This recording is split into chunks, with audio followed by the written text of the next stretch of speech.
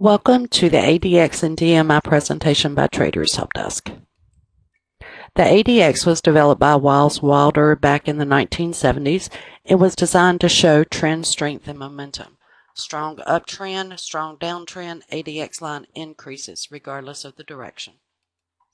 The DMI is an additional indicator, and it consists of two components, DMI positive, DMI negative. If the DMI positive is dominant, and that means that it is above the DMI negative, that tells us buyers are controlling price. If the DMI negative is dominant, that means it is above the blue line. That means that sellers are controlling price. This is your typical ADX that is in just about any trading program. You can see the yellow line is the ADX. DMI negative is the red line. DMI positive is the blue line. When you're trading with a typical ADX, you want the ADX to be greater than 25 for trend trading techniques. And then you only trade in the direction of the DMI. That means if the DMI positive is dominant, you're looking for a long trade. If the DMI negative is dominant, you're looking for a short trade. If the ADX is less than 25, you would not use trend trading techniques. Now, the THD ADX is a yellow line, also has a threshold that can be set to any number, and the DMI is represented by histogram bars.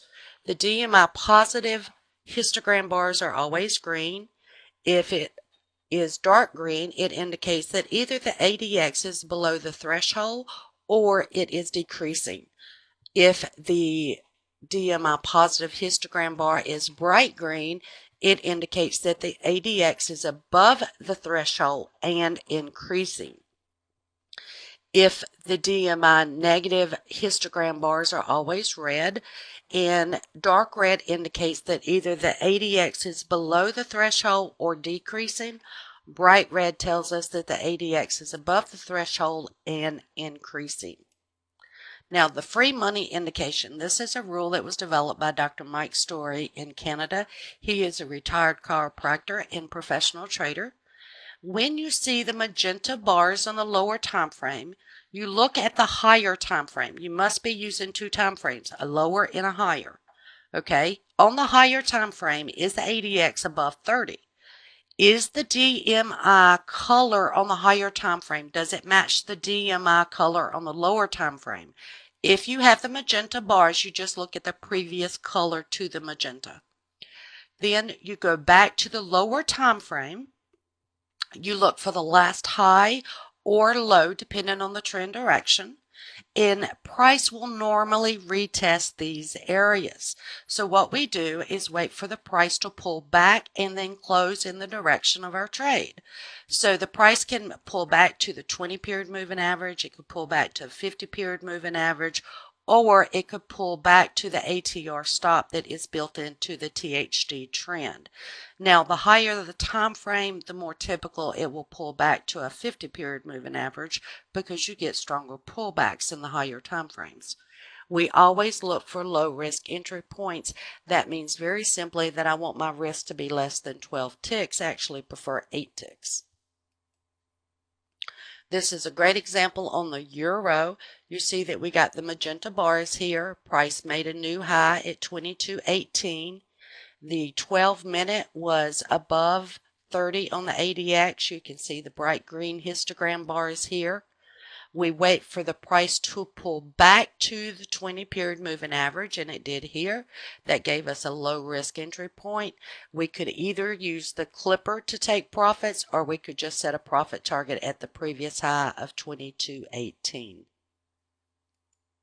Now, if you're using the ADX with trend trading strategies, I set my ADX threshold to 30 on the higher time frame because it is much faster than most ADXs, and I only trade in the direction of the higher time frame. So on the lower time frame, I look for a low risk entry point. Again, this means that it pulls back to the ATR stop and then closes in the direction of my trade with a low risk entry. It could pull back to the 20-period moving average. It could make an isolated high or low depending on your trend direction. And again, I'm looking for a low risk entry point.